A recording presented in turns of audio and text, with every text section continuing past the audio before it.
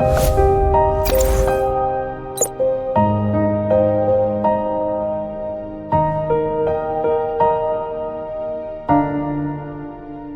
bonjour chers amis, bonjour à chacun, bonjour à tous. Bienvenue d'être sur notre espace de développement personnel, espace Coaching Dépassons nos limites, la chaîne de développement personnel et de motivation, la chaîne de l'audace, la chaîne de nos limites. Ce jour, nous allons aborder un sujet très important pour notre vie, à nous tous. Nous allons animer la communication de ce matin sur le leadership divin. C'est une grande incompréhension ou surprise, ou je ne saurais comment qualifier, mais dans tous les cas, les hommes sont surpris de voir comment Dieu arrive à bien diriger le monde. Dieu est un Dieu impartial. Dieu est un Dieu juste, avec toutes les diversités qu'il y a dans le monde, avec toutes les mesures différentes qu'il y a dans le monde, avec tous les peuples, avec toutes les considérations diverses qu'il y a dans le monde. Comment Dieu arrive-t-il à diriger le monde sans histoire, sans problème? Alors, avant de continuer, je vais vous raconter cette anecdote. L'anecdote concerne une maman que Dieu a bénie dans tous les cas dans sa vie. Elle ne manque ni de moyens, ni d'argent, ni de maison, ni de véhicules, ni d'enfants. Mais un jour, insatisfaite de sa situation, elle s'est plainte auprès d'un sage pour demander conseil. Alors le sage, après l'avoir écouté, lui a répondu alors ceci. Alors madame, regarde comment Dieu t'a béni. Dieu t'a donné de l'or, de l'argent, des pagnes, des maisons, des véhicules, des enfants. Mais si Dieu ne te confie pas cette difficulté pour laquelle tu es allé me voir, comment peux-tu reconnaître la place de Dieu dans ta vie? Quelle place Dieu pourrait encore avoir dans ta vie? Alors, chers amis, abordons le leadership divin à travers le livre des Psaumes, et ceci suivant 5 piliers. Quels sont les 5 piliers sur lesquels le leadership divin est organisé dans la gestion du monde? Le premier pilier que nous allons développer, c'est la force divine. Dieu est un Dieu fort. Et vous voyez que toute personne qui prend Dieu comme armure ne tombe jamais. Dieu, c'est de la force, c'est de l'énergie.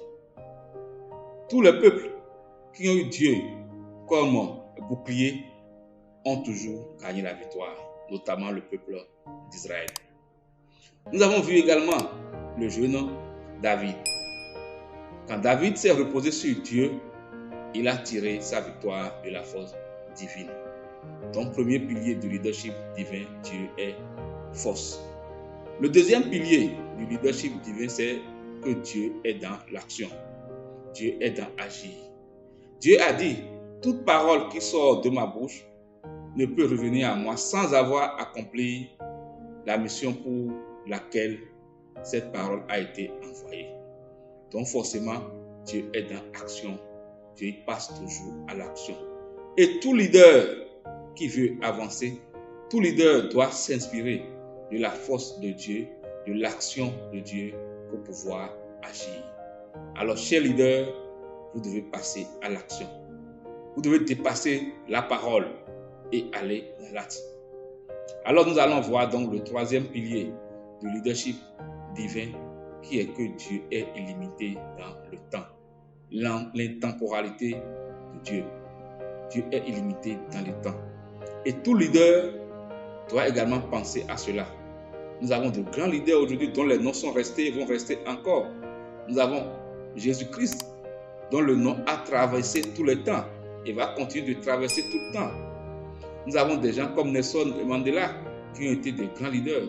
Nous avons des gens comme Thomas Sankara qui sont des leaders incontestés et incontestables. Bien qu'ils ne soient plus ici, on continue toujours d'évoquer leur nom. c'est pareil, Dieu est illimité dans le temps.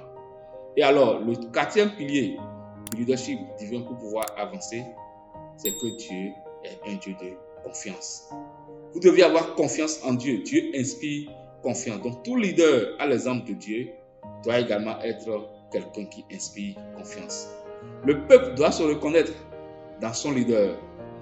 La foule, les militants, les partisans, les adhérents doivent se retrouver dans leur leader, dans la confiance de leur leader. Le leader doit inspirer confiance tel que Dieu, dans son leadership, Dieu inspire confiance. Toute personne qui se repose à l'ombre de Dieu se repose toujours en paix.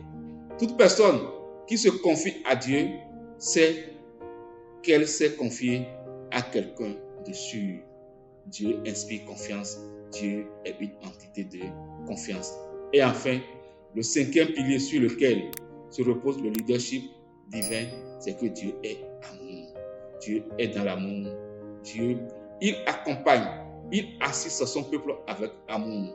Dieu gère le monde avec amour. Dieu ne se fâche point. Dieu est miséricordieux. Dieu, il est présent à chaque moment où son peuple a besoin de lui. Et c'est ainsi que le leader également doit se comporter. Le leader doit être amour, le leader doit être présent. Ainsi, chers amis, nous avons vu donc au cours de cette communication les 5 piliers sur lesquels se repose le leadership divin. Nous avons cité la force divine, nous avons cité l'action de Dieu, Dieu est dans agir. Nous avons cité l'intemporalité de Dieu, ensuite la confiance de Dieu et nous avons fini par l'amour divin. Alors merci à toi d'être présent sur cette chaîne de développement personnel. N'oublie pas de t'abonner à cette chaîne pour la faire grandir.